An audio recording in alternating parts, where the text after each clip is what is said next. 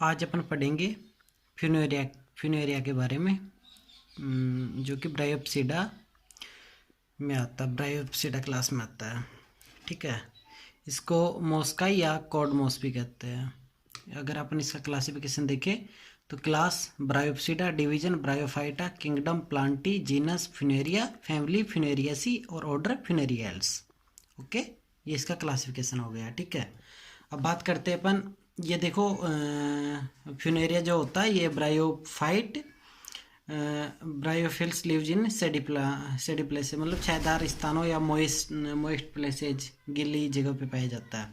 अगर अपन इसके थैलस की बात करें तो इसमें फुट, सीटा और कैप्सूल में डिवाइड होता है। ठीक है, नीचे राइजोइड्स होते हैं। ये इसमें देखो दो तरह के सूट होते हैं, मतलब कह सकते हैं एक साइड वाला जिसको मतलब मेल सूट करते हैं, और जो सीधा वाला होता है उसको फीमेल सूट करते हैं। इसको फीमेल सूट, इसको मेल सूट। ये स्टेम हो गया। स्पायरली अरेंज्ड लीव्स, ये पत्तियां हो गई इसकी। और ये सीटा वाला पार्ट, कैप्सूल वाला। सीटा और कैप्सूल ये वाला पार्ट स्पोरोफाइट कहलाता है, और ये गेमेटोफाइट्स कहलाता है। ये राइजो, ये वाला फुट वाला पार्ट। ठीक है, अगर अपन इसके देखो थैलस को देखो तो ये इसमें राइजोइड्स हो गया। ये ऑब्लिगेट सेप्टम, ये ब्रांच, और ये oil droplet, main stand of rhizoids. ठीक है, ये राइजोइड्स का मैंने वो हो गया। ठीक है, अब देखते हैं अपन इसके स्टेम का। अगर अपन टीएस काटे यंग स्टेम का, ठीक है, एक तो यंग स्टेम और एक मेच्योर स्टेम। तो यंग स्टेम का अगर टीएस अपन काटते तो देखो सबसे बाहर मतलब सबसे अंदर वाला जो पार्ट हो गया वो हो गया जिसको अपन बोल सकते हैं कंडक्टिंग स्ट्रैंड। इसके बाद ये कॉर्टेक्स वाला पार्ट, इसके बाद ये थिन वॉल्ड कॉर्टेक्स हो गया। ये यूनिलेयर्ड एपिडर्मिस, मतलब बार बार वाली सेल एपिडर्मिस, जिसको यूनिलेयर्ड मतलब एक सेल की बनी होती है। और एक क्लोरोफिल प्रेजेंट होता है इसमें। जितनी भी ये थिन वॉल्ड वाली जो सेल होती है इसमें, इनमें क्लोरोफिल प्रेजेंट होता है। अगर अपन टीएस ऑफ मैच्योर स्टेम की बात करें तो मैच्योर स्टेम में thick walled, compact, hyaline, dead cell, conduction, ये वाला पार्ट। ठीक है, ये कॉर्टेक्स वाला पार्ट, थिन वॉल्ड कॉर्टेक्स, इसमें बीच में थिक वॉल्ड पाई जाती है, और ये थिक वॉल्ड का कॉर्टेक्स पाया जाता है। अगर अपन टीएस ऑफ लीफ करें, अगर लीफ का टीएस काटे तो लीफ के टीएस में देखो ये इसमें विंग हो गया, ये इसमें क्लोरोप्लास्ट, और ये मिड रिब थिक वॉल्ड, ये वाला मिड रिब थिक वॉल्ड हो गया, और ये इसमें क्लोरोप्लास्ट और विंग हो गया। अब अपन बात करेंगे इसमें फ्यूनेरिया में रिप्रोडक्शन की। इसमें रिप्रोडक्शन देखो दो तरह का होता है, एक वेजिटेटिव और एक सेक्सुअल रिप्रोडक्शन। वेजिटेटिव रिप्रोडक्शन इसमें 5 टाइप से होता है। पहला है बाय फ्रेगमेंटेशन या प्राइमरी प्रोटोनिमा, मतलब कोई भी ये मान लो मतलब फ्रेगमेंट, कोई भी सेल या स्पोर जो होता है वो टूट के बाहर आ जाता है, उसे जर्म एक्जैन और इंटाइन, दो तरह की उसमें सेल होती है। इससे जर्म ट्यूब, जैसे फेवरेबल वाटर वगैरह मिल जाता है, फेवरेबल कंडीशन, तो जर्म ट्यूब निकलती है और नए थैलस का निर्माण करता है। ठीक है, इस तरह से, जिसमें ये बड और ये ब्रांच्ड फिलामेंटस स्ट्रक्चर हो गई। और दूसरी तरीके से होगा by secondary protonema. Secondary protonema, the protonema formed other parts of the plant body other than spores such as stem leaf rhizoids, मतलब सेकेंडरी प्रोटोनिमा से जो है वो स्पोर के अलावा किसी भी पार्ट से, प्लांट के किसी भी पार्ट से अगर फॉर्मेशन हो रहा है नए थैलस का, तो वो सेकेंडरी प्रोटोनिमा से होता है, मतलब राइजोइड्स, लीफ, स्टेम, किसी से भी, बट स्पोर को छोड़ के। तीसरा बाई गेमी कप। गेमी कप मतलब कोई भी गेम में जो होता है थैलस में, जो गेमी कप पे गेमी शेप के कप, गेमा कप जो पाए जाते हैं वो अलग हो जाते हैं और एक नए थैलस का निर्माण कर लेते हैं। अगला बाई बुलबिल्स। बाई बुलबिल्स मतलब जैसे इसके जो थैलस में राइजोइड्स में जैसे बुलबिल लाइक स्ट्रक्चर होते हैं, मतलब गोल गोल लाइक स्ट्रक्चर होते हैं जो कि रेस्टिंग स्टेज में पड़े होते हैं, जैसे फेवरेबल कंडीशन, ये टूट के अलग हो जाते हैं, फेवरेबल कंडीशन मिलने पर नए थैलस का निर्माण हो जाता है। अगला by apospory. Apospory the development of plant form from the cells of protonema without undergoing meiosis is called apospory, मतलब बिना मियोसिस डिवीजन के जो प्लांट का फॉर्मेशन होता है, प्लांट जो इसको प्रोटोनिमा कहते हैं, उससे बाइपोस्पोरी द्वारा होता है। अगला रिप्रोडक्शन देखो, ये अपन ने पढ़ लिया इसमें वेजिटेटिव रिप्रोडक्शन। अब पढ़ रहे हैं अपन इसमें सेक्सुअल रिप्रोडक्शन। सेक्सुअल रिप्रोडक्शन जो होता है इसमें oogamous टाइप का होता है। ठीक है, अपन ने देखा था ना थैलस में कि जो साइड वाली जो ब्रांचेज होती है वो मेल ब्रांच, और ये जो सीधी वाली जो ब्रांच होती है उसको फीमेल ब्रांच कहते हैं। ओके, देखो सेक्सुअल रिप्रोडक्शन जो होता है वो oogamous टाइप का होता है, तो इसमें एंथ्रीडिया और आर्किगोनियम की ज़रूरत पड़ेगी। तो एंथ्रेडियल अगर अपन किसी भी एलएस काटे, एंथ्रेडियल ब्रांच का एलएस काट के देखते हैं तो देखो इस तरह से दिखता है। ऊपर ही ऊपर एपिकल सेल होती है, नीचे एक्सिस, उसके बाद ये एंथ्रेडियम और ये पेराफाइसिस, पेराफाइसिस के ऊपर एपिकल सेल होती है और ये पेरिक एक्सियल लीव जो हो गई, ठीक है। इस टाइप से ये इसका एलएस हो गया। इसके बाद अगर अपन इसको एपिकल सेल को बाहर निकाल के देखें या एंथ्रेडियम वाला जो पार्ट है इसको अगर अपन देखें तो इस तरह से दिखाई देगा, जिसमें ये एंड्रोसाइट हो गया, ये इसमें जैकेट सेल हो गई और ये इसका स्टॉक बनाता है, ठीक है। ये बॉडी पार्ट और ये स्टॉक वाला पार्ट, ठीक है। और इसके बाद देखो इस तरह से ये और इसमें डिवीजन होता होता रहता है और डिवीजन होके कई सारे एंथ्रीजोइड्स बनते हैं और एंड्रोसाइट से एंथ्रीजोइड्स बनते हैं और एंथ्रीजोइड्स जो है रप्चर होके बाहर आ जाते हैं और ये वाला एंथ्रीजोइड्स बन जाता है। देखो कैप सेल्स और अपर ओपरकुलम सेल जो होती है वो एब्जॉर्ब वाटर को एब्जॉर्ब करती है। कैप सेल जो है वाटर को एब्जॉर्ब करती है और म्यूसिलेज बना लेती है। इसमें म्यूसिलेज भर जाता है, म्यूसिलेज बनाती है स्विल्ड एंड ब्रस्ट, और जैसे ही इसमें मतलब सिवलिंग आ जाती है और ये फूट के अलग हो जाता है, जिससे फॉर्मिंग स्पोर बनते हैं। स्पोर जो होते हैं एंथ्रीजोइड्स आर लिबरेटेड, मतलब एंथ्रीजोइड्स बनाते हैं, स्पोर एंथ्रीजोइड्स बनाते हैं। इस तरह से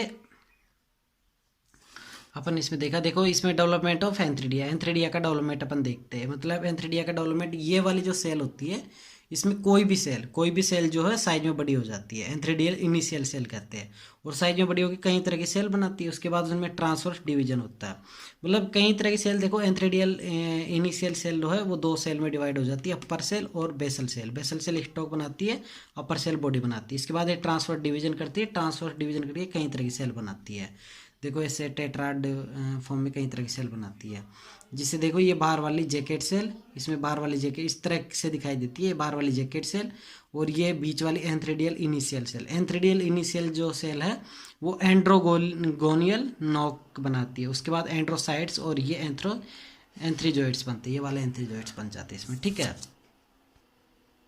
अब अपन ने देख लिया उसमें एंथ्रीजोइड्स का डेवलपमेंट। अब अपन देखेंगे इसमें आर्किगोनियल ब्रांच के स्ट्रक्चर और आर्किगोनिया का डेवलपमेंट कैसे होता है। देखो ये हो गया एलएस देख रहे हैं अपन आर्किगोनियल ब्रांच का। इसमें देखो ये नीचे वाला पार्ट स्टेम, ये इसमें आर्किगोनिया हो गया, ये वाला आर्किगोनिया जहाँ पे उसमें एंथ्रीडिया था।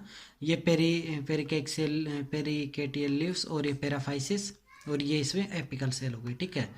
अब देखो इसमें भी ये वाली सेल मतलब जिसको आर्किगोनियल इनिशियल सेल कहते हैं, इसमें ट्रांसफर डिवीजन होता है और दो सेल बनाती है, ऊपर वाली एपिकल सेल, नीचे वाली बेसल सेल, ठीक है। इसके बाद ऊपर वाली एक्जियल सेल बनाती है और इसे ट्रांसफर डिवीजन होता है। ट्रांसफर डिवीजन होकर कई तरह की सेल बनती है, और कई तरह की सेल बनके ऊपर वाली एक्जियल सेल बनाती है और ये पेरीफेरल सेल बनाती है, साइड वाली बीच वाली एक्जियल सेल और साइड में पेरीफेरल सेल बनती है, जो 2 से 3 लेयर की जैकेट सेल बनाती है। देखो एक्जियल सेल जो है वो 2 तरह की सेल बनाती है, ये वाली एक्जियल सेल है, ये 2 तरह की सेल बनाती है, एक अपर सेल और एक सेंट्रल सेल, डिवीजन करके 2 तरह की सेल। अब अपर सेल तो कोई आगे डिवाइड नहीं होती, बट सेंट्रल सेल जो है एक प्राइमरी वेंट्र कैनाल सेल और प्राइमरी नेक कैनाल सेल में डिवाइड हो जाती है। देखो इस तरह से होती है एक्जियल सेल जो है इसमें डिवीजन होता था तो अपर सेल और सेंट्रल सेल बनता है। सेंट्रल सेल 3 तरह की सेल बनाती है, primary neck canal cell, primary ventral canal cell और एक, देखो इस तरह से बन जाता है। नेक कैनाल सेल, ये वेंट्र कैनाल सेल, ये एग और ये वेंट्र सेल, इस तरह से बना देता है एक्जियल सेल डिवीजन करके। और ये फिर सारी सेल जो है रप्चर हो जाती है, और एक इसके द्वारा यहाँ से जो है एंथ्रीजोइड्स आ जाता है, यहाँ से इसमें एंथ्रीजोइड्स एंटर कर जाता है और एंथ्रीजोइड्स जो है इसके एक के साथ फ्यूजन करके डिप्लॉइड जाइगोट बनाता है। डिप्लॉइड जाइगोट जो कि फ्लास्क शेप्ड स्ट्रक्चर होती है, ठीक है। अब देखते हैं अपन जर्मिनेशन। अब तक अपन ने जो पढ़ा वो गैमेटोफाइटिक था, ठीक है, गैमेटोफाइटिक स्ट्रक्चर पढ़ा अपन ने। अब अपन देखेंगे डिप्लॉइड जाइगोट बनने के बाद स्पोरोफाइट हो जाएगा एक तरह से। तो अपन germination of zygote and development of sporophyte का डेवलपमेंट किस तरह से होता है। जो डिप्लॉइड जाइगोट है, ठीक है, यहाँ पे डिप्लॉइड जाइगोट बन गया, सारी सेल रप्चर हो गई। सारी सेल रप्चर होने के बाद एंथ्रीजोइड्स इस वाले एपिकल नोच से अंदर आ जाता है और अंदर आके एक के साथ फ्यूजन करके डिप्लॉइड जाइगोट बना देता है। डिप्लॉइड जाइगोट जो है इसका जर्मिनेशन देखते हैं। जाइगोट जो है ये ट्रांसफर डिवीजन करता है। ट्रांसवर्स डिवीजन करके दो तरह की सेल बनाता है, एक एपीबेसल सेल ऊपर वाली और नीचे वाली हाइपोबेसल सेल। एपीबेसल सेल जो है वो कैप्सूल और सीटा बनाती है, हाइपोबेसल सेल जो है वो फुट और लोअर पोर्शन ऑफ सीटा, सीटा का लोअर पोर्शन बनाती है, ठीक है, इस तरह से। और ये देखो इस तरह से एम्पिथीसियम और ये एंडोथीसियम, एंडोथीसियम कोलुमेला बनाती है, ठीक है, इस तरह से। देखो अपन अगर इसके थैल मतलब जो एंड वाली जो जायगोट के बाद जो स्ट्रक्चर बनी उसको अगर अपन उसको टीएस वगैरह काट के देखते हैं तो देखो इस तरह से बनता है। नीचे वाला ये वाला पार्ट सीटा बनाता है, ये फुट, ये वाला पार्ट पूरा फुट का, ये वाला पार्ट फुट, ये बीच बीच का ये सीटा बनाता है, और ये वाला पार्ट कैप्सूल हो गया, ये ऊपर वाला पार्ट कैप्सूल, ये फुट और ये सीटा।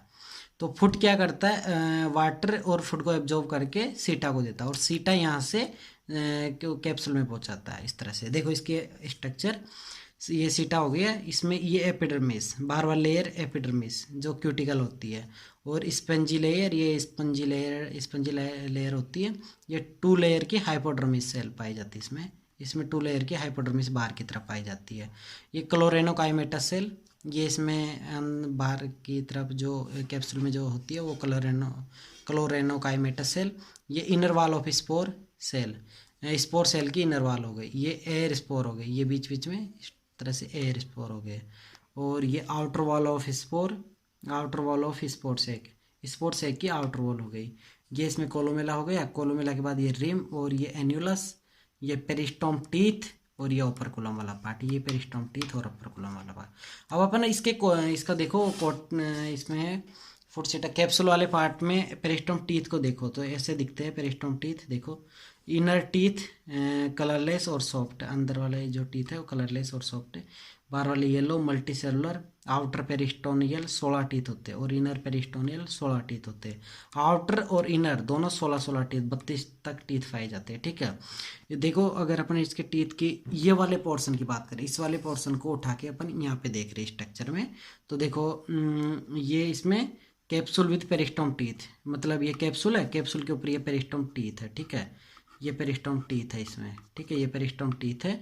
पेरिस्टोम टीथ जो है वाटर वगैरह का एब्जॉर्ब करते रहते हैं, वाटर वगैरह का एब्जॉर्ब करते, ऊपर वाला जो पार्ट है अपर कुलम वाला पार्ट ये इससे हट जाता है, और हट जाने की वजह से क्या होता है, ये जो टीथ है, जो पेरिस्टोम टीथ वाला जो है, इससे स्पोर बाहर निकल आते हैं, स्पोर बाहर निकल आते हैं, और स्पोर बाहर निकल आते तो स्पोर को देखो एक्जाइन और इंटाइन दो तरह की इसमें सेल होती है, ठीक है, एक्जाइन और इंटाइन, एक्जाइन बाहर वाली, इंटाइन अंदर वाली सेल।